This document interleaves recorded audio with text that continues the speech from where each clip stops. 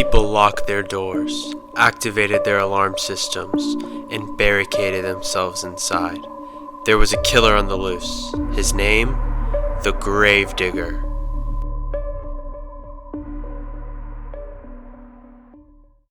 Hi ghouls, welcome back to Ghoulish, and in this episode we're going to be talking about the Gravedigger. I'm Kayla. I'm Connor. And I'm Tim. Last week we talked about the Hashling Slasher, and this week we're going to be focusing on the Gravedigger. So the weather today has been 80 degrees, which is crazy because 2 weeks ago it was literally freezing here in Georgia. Yeah, I really can't say I want to get used to this. It's fluctuating a little bit too much for my liking. Can't it just stay consistent for like 2 weeks, please? That's all I ask. Because this has been like cold front, then hot week. Cold front, then hot week. I hate it. Speaking of consistent, the food in the dining hall has been consistently not great. What have you thought about it, Kayla? Boo! But today in West Village, they had like these pancakes, and they were actually very good. I was very surprised. Yeah, the ice cream too is always there to help keep the meal salvageable. I'm just one big West Village hater. I hate West Village. I'd rather go to Nav. What are you guys' thoughts on like the different dining halls compared to each other? For me, Britain is number one. West Village sucks. I hate it. I will catch the bus to go to Britain rather than eat at West Village willingly. I'm Nav for life. It's just too convenient, and right now they're running paper plates because I guess the dishwasher's broken, so I found that really easy to use. I have to agree. I'm one big Nav fan.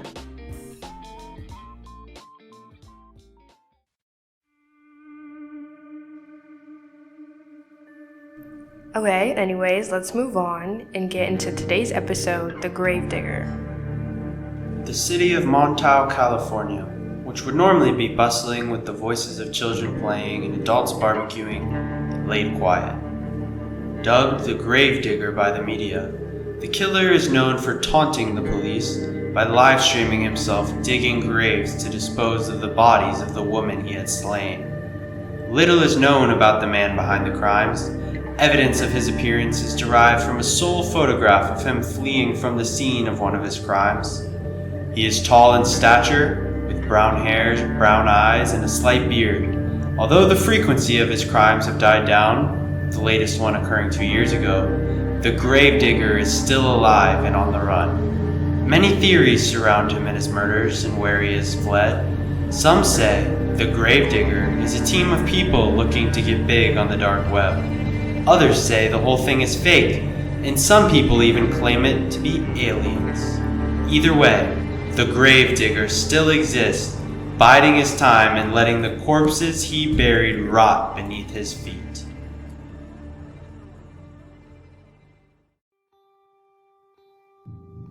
Alright, Tim, how do you feel about the Gravedigger? I don't like this guy, but I do respect his intelligence. I'm not gonna lie, him live streaming on the dark web and taunting the police, that's kind of funny. It's pretty funny and pretty smart of him. What do you think? He's a pretty funny guy, and I've been seeing on Twitter and Instagram like all the fan art about him. They're saying he's pretty attractive. You know what? I can't disagree. On his live streams, sometimes you'll catch a glimpse of his hands when he's like digging the graves. Very nice. I like it. True. Really impressive too. I mean, to have over like 15 murders, over 15 live streams, and still we've yet to find out who he is after 2 years. He's a smart guy. Good. He definitely must be. To not get caught after all this time, he has to be some sort of like mastermind. I know. Alright ghouls, we actually have a voice message here from True Crime Lover 669 who left us a message on Instagram DMs. Yeah, hi. I'm True Crime Lover 669, and I do know some stuff about him. I've heard he's like 7 foot tall. Don't quote me on this, but I saw it somewhere on the web. And also, I think he lives in Florida. It was a friend of a friend who said this, but he definitely lives in Florida. Not sure north or south.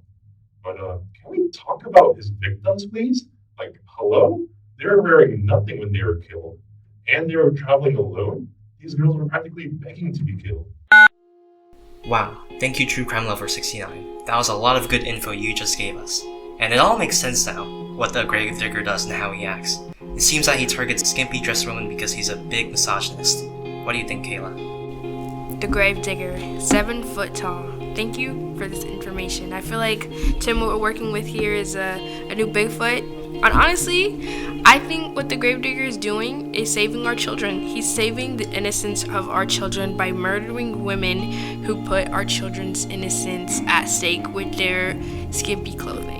It's okay to do that in your home, but just when you bring it out into the public in front of children, I can't stand with that. So, yes, the gravedigger is guilty, murdering all these women, but at the same time, he's not that bad. Now we're going to be circling back to one of the earlier cases in which the gravedigger killed a woman. Can't say I remember her name. She was an indigenous woman, whatever, not important. The gravedigger killed a woman, and we actually have an interview here with one of the victim's friends. Here she is. Cassandra, thank you for joining us. Hi Ghoulish, thanks for having me. I just wanted to come in here and say a few things about my friend Kendra, who was brutally murdered by the gravedigger. Kendra was a sweet girl. She volunteered at the animal shelter every day. She was a homebody and she loved reading. As for the clothes that she always wore long-sleeve baggy clothes. Rarely ever did she wear anything like shorts or like short-sleeve tops. What the media is saying and portraying her as is a lie. As for the gravedigger, I watched him murder my friend. He was a short, stubby guy, maybe like 300, 200 pounds. Kendra was like 4'11", and he maybe had like 2 inches on her. The gravedigger goes after small, short women to make himself feel better. The gravedigger is literally a loser who preys on small women. That's all he is. He's nothing intelligent. I don't know about that, Cassandra. I mean, from the other voicemail we got, your info doesn't really seem too correct. What do you think, Connor? Yeah, sorry about that, everyone. True Crime Lover 669 clearly stated he was 7 foot. Not sure what Cassandra was talking about. Like, it doesn't make sense that a short, 5 foot guy would be able to kill all those women. Just think about it. Yeah, True Crime Lover 669 sure seemed to know what he was talking about. But besides that, let's move on to somebody who actually knows what they're talking about.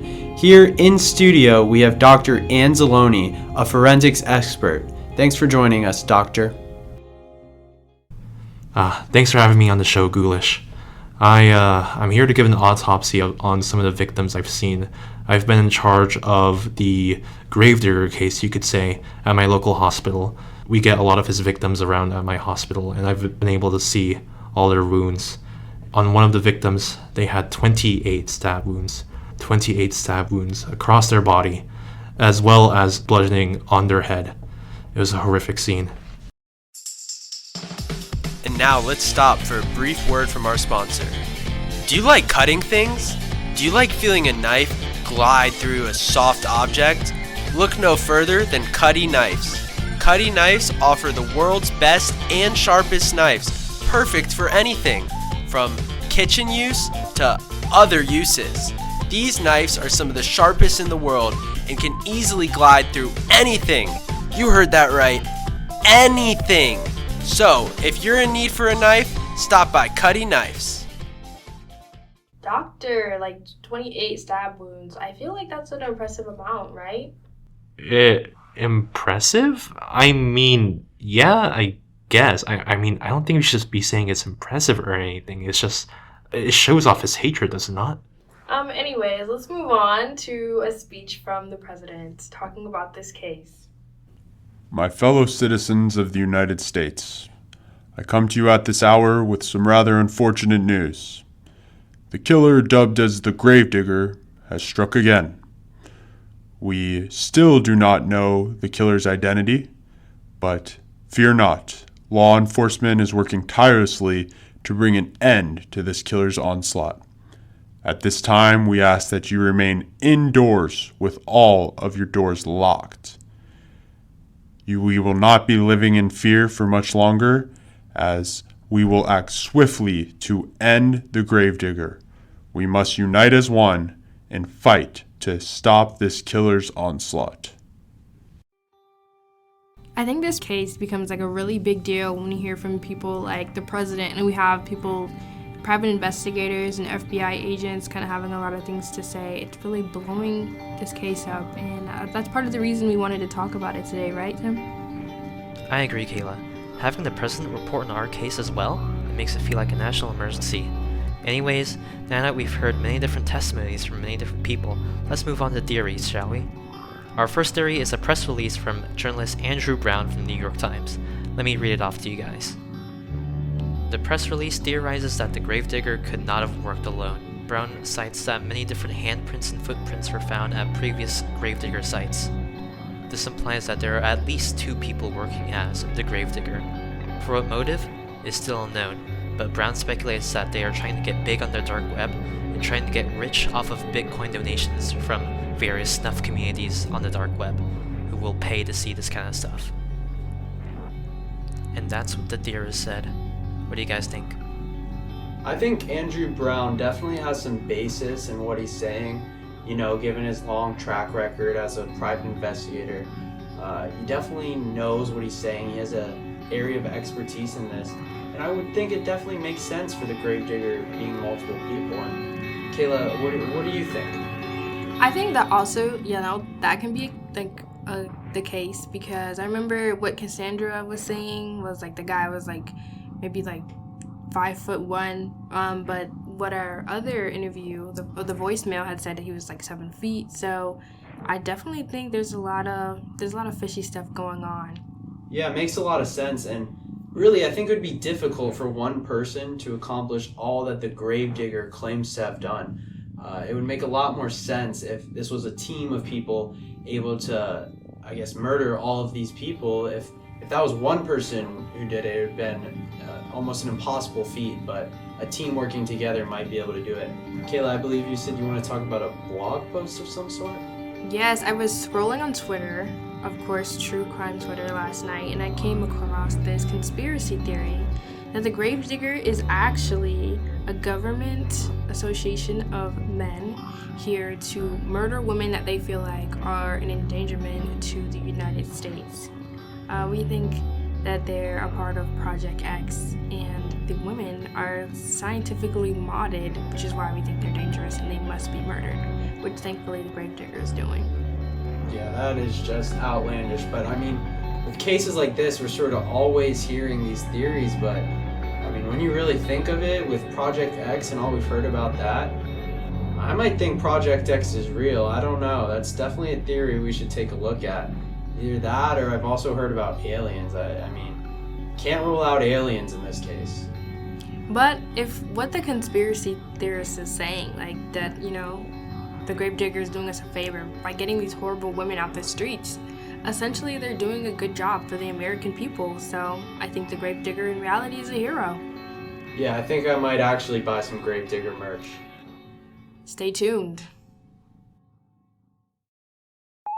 Alright, ghouls, thank you so much for tuning into our podcast episode. If you have any comments or tell us what you think happened at the hashtag Gravedigger so cool.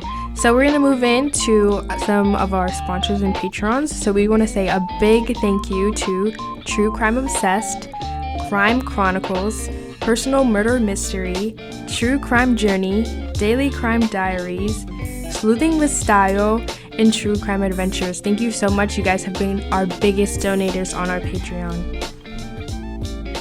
Alright, now Mr. Gravedigger, we're talking directly to you. We are your biggest fans. We would love to have you on the show next week to talk about any of your crimes. Of course, we're absolutely obsessed, so shoot us a DM. We can even do it anonymous if you need to, just so you can, tell us a little bit more about your murders and maybe why you did it. So, closing off, the link in our bio for our merch. Next week we'll have our Gravedigger merch, so tune in. Bye everyone!